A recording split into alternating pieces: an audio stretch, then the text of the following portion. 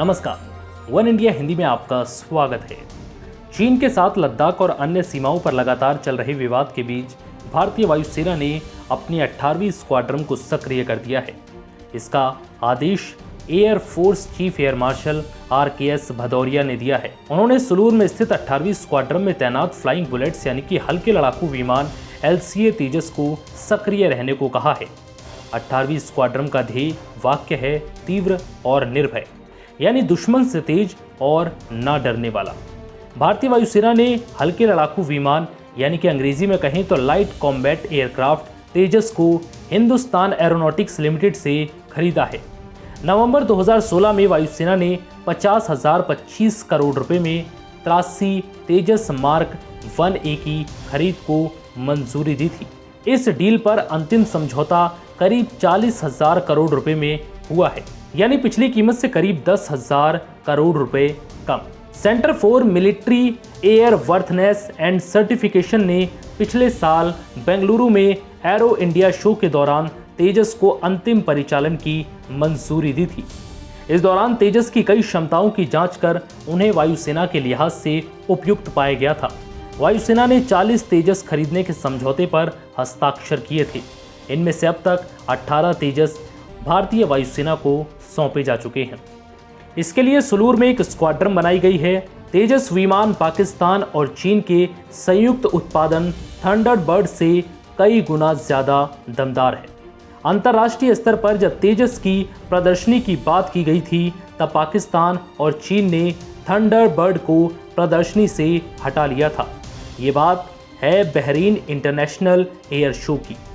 तेजस चौथी पीढ़ी का विमान है, जबकि थंडरबर्ड MiG-21 को सुधार कर बनाया जा रहा है। तेजस हवा से हवा में और हवा से जमीन पर मिसाइल दाग सकता है। इसमें एंटीशिप मिसाइल, बम और रॉकेट भी लगाए जा सकते हैं। तेजस 42% कार्बन फाइबर, 43% एल्यूमिनियम एलॉय और टाइटेनियम से बनाया गया है। तेजस सिंगल सीटर पायलट वाला विमान है, लेकिन इसका ट्रेनर वेरिएंट 2 सीटर है। तेजस एक बार में 54,000 फीट की ऊंचाई तक उड़ान भर सकता है। LCA तेजस को विकसित करने की कुल लागत 7,000 करोड़ रुपए रही है। 2,222 किलोमीटर प्रति घंटे की गति से उड़ान भरने में ये सक्षम है। 3,000 किलोमीटर तक एक बार में ये उड़ान भर सकता है। 43.4 फीट लंबा, 14.9 फीट ऊंचा ये तेजस कमाल का है। तेजस फाइटर 13,500 किलोग्राम वजनी है। सभी हथियारों के साथ ये इसका वजन है। 6 तरह की हवा से हवा में मार करने वाली मिसाइलें इसमें तैनात हो सकती हैं।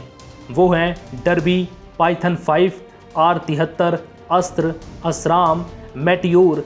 2 तरह की हवा से ज़मीन पर मार करने वाली मिसाइलें यानी कि ब्रह्मोस NG और DRDO एंटी रेडिएशन मिसाइल और BrahMos NG anti ship missile.